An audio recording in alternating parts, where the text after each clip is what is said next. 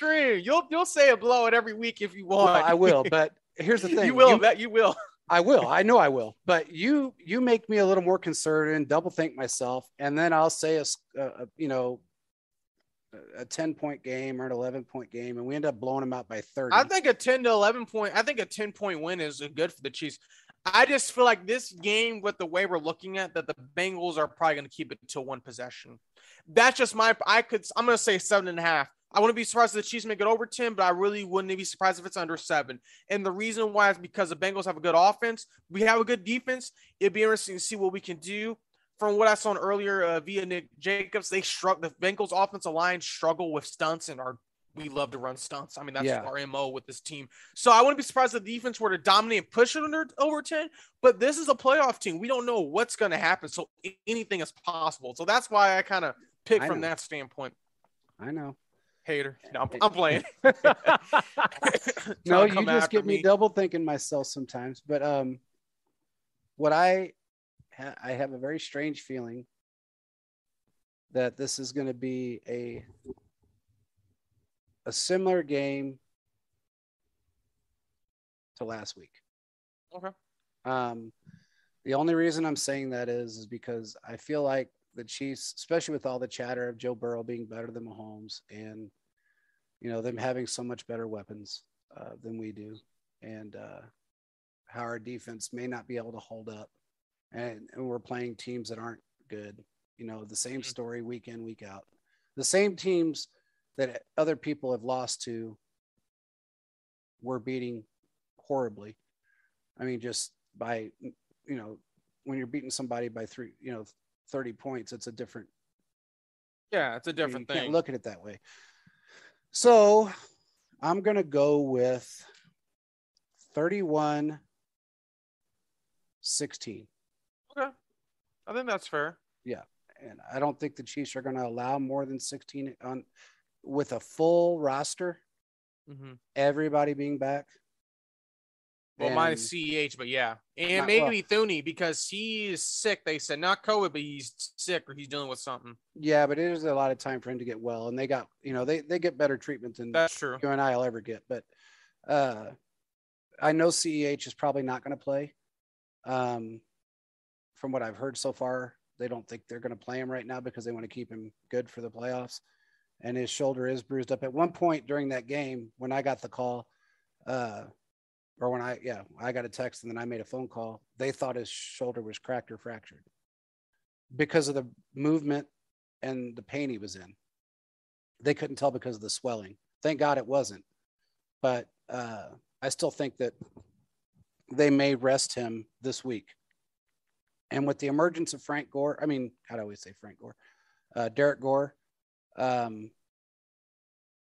dude, that guy's a beast. Yeah, no, I agree with you, man. I think, and I said this, he's going to make this team, and obviously he exceeded my expectations, but you and I saw in the preseason, like, look, this man has a chance to do something. Man. Yeah. We were right, JP. That was one thing we both said, and we were right. Yeah. He has a chance to do something. He came earlier than expected. Yeah, he's a beast. I think he's got every attribute. He reminds me of a lot of three different players mixed into one.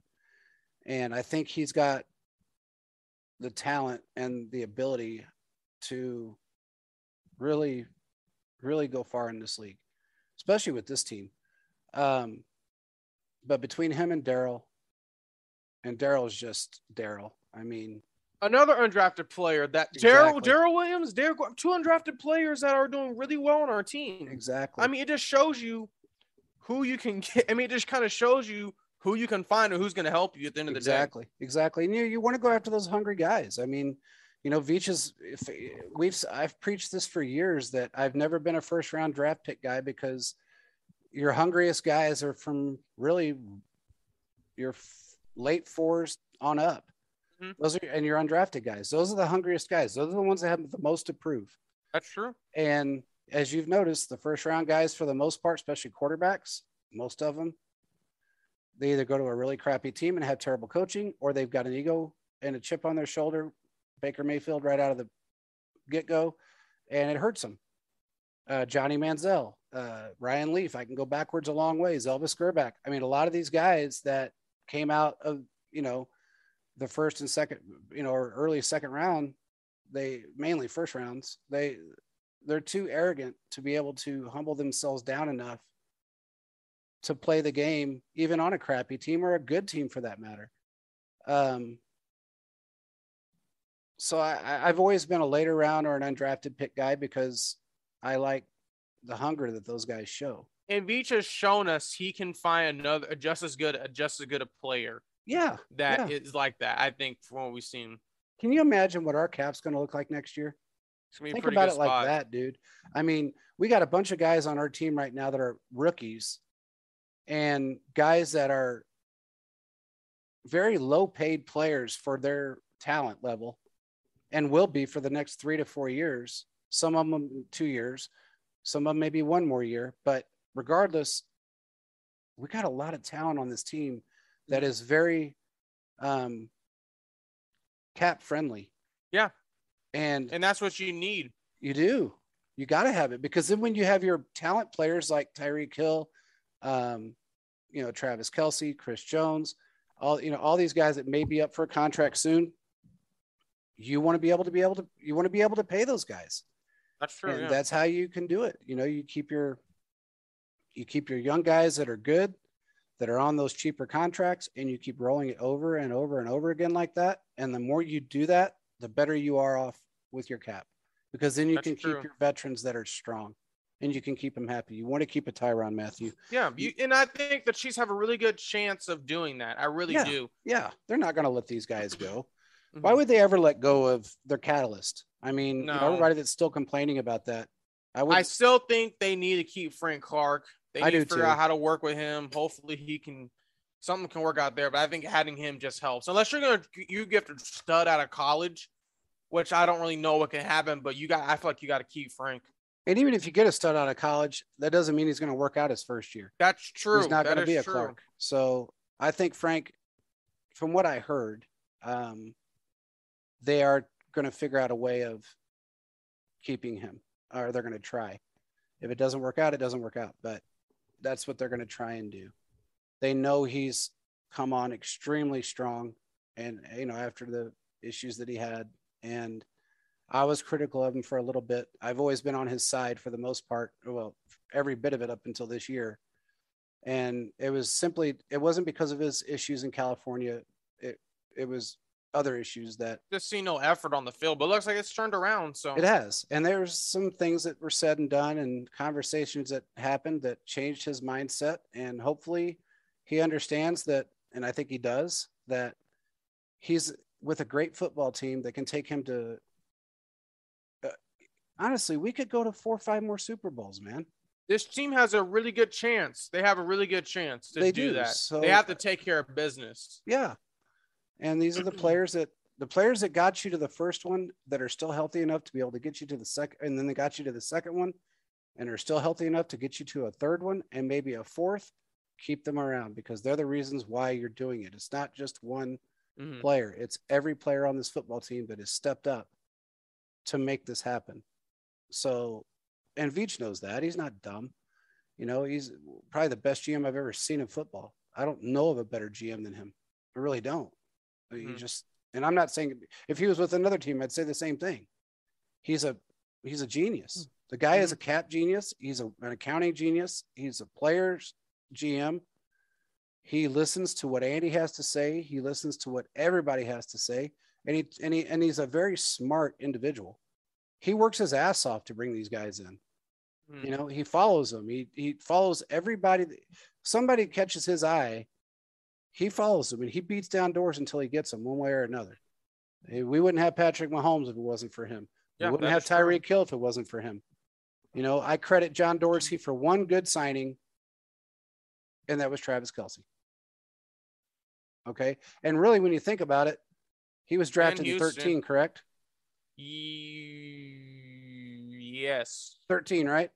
Yeah, and I wouldn't be surprised if Veach had a hand. That's what I'm saying. He did. So I mean, yeah. So he's been here. So yeah, he's been here the whole time. He's been riding as a scout and as everything else for us since Andy's been here. So always remember that when you guys think about what you thought John Dorsey did, because this talent was brought in and cultivated by really Brett Veach and Andy Reid, when you really want to think about it. Yeah, that's true. So there's a reason why he's here and Dorsey's not. There's a reason why Dorsey got launched after his first year in Cleveland. So, and we predicted that.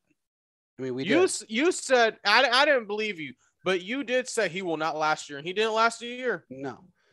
I honestly, I didn't think I told another guy on, that's bigger on Twitter, a friend of mine I've known for a long time, Nick, when he actually came to Kansas City, I said, I don't know how long he's going to last. And Nick said, why? And I said, because he's not great with the cap. And he said, what? And I said, he doesn't know how to structure contracts, and he's got an ego. So I don't know how long he's going to last. I said, he may last 3 years. He may last 4 years, but I don't think he's going to be a long-term GM. And everybody said, Nick even thought I was crazy, but he wasn't.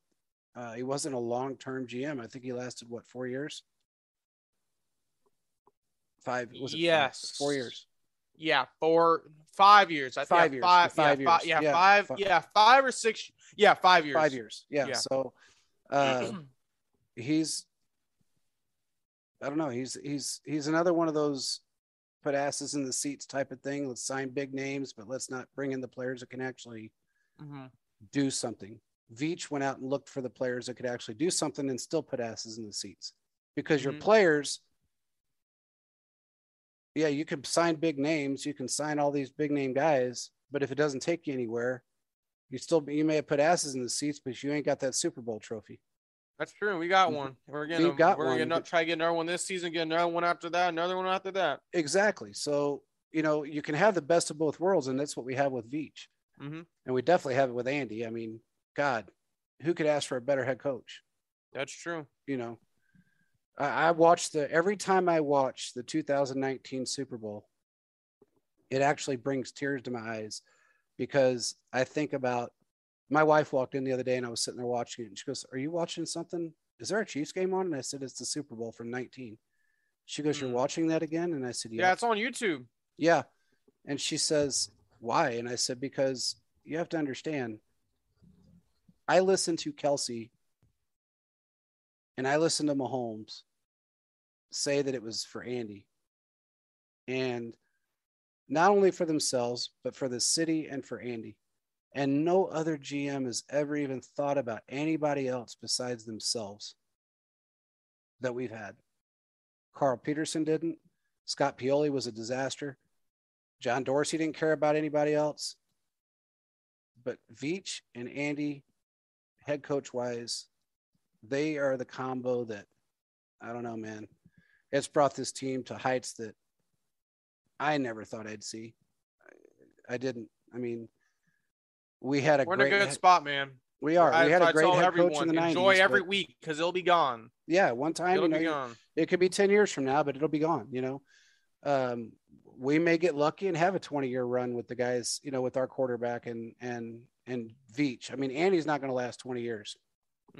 Andy, he'll go as long as he can, and he'll put in a good successor. And I already know who he's got in mind for that. And it's not who everybody thinks it's going to be, but he's got somebody in mind for that position, and he's grooming him. So, if Andy's health stays good, and which I think he looks better and better every time I see him, other than his knees, he's not going anywhere. He's going to write out his contract. He's not a guy to give up. So he just signed a new contract. Yeah. Him and Veach both did. So I think they're both going to write out, and I think Veach will be here for the next. Veach ain't going anywhere until Patrick Mahomes is retired. That's for sure. Yeah, he's not going. You haven't really chance. He's not going nowhere. I mean, it'd be stupid for him to leave, and he knows that. And he's the most loved GM that we've ever had. He's done the most for this team than anybody has. So, with that being said, I don't know, man. What else you got? You got any? I think we're all good to go, man. I think we cover pretty much everything. Just to let everyone know, the code word for our giveaway, it's in the pinned tweet of the Chiefs Focus page on Twitter. Just look up Chiefs Focus on Twitter. It's a red. The Avi is basically a arrowhead with cheese focused. It's in red.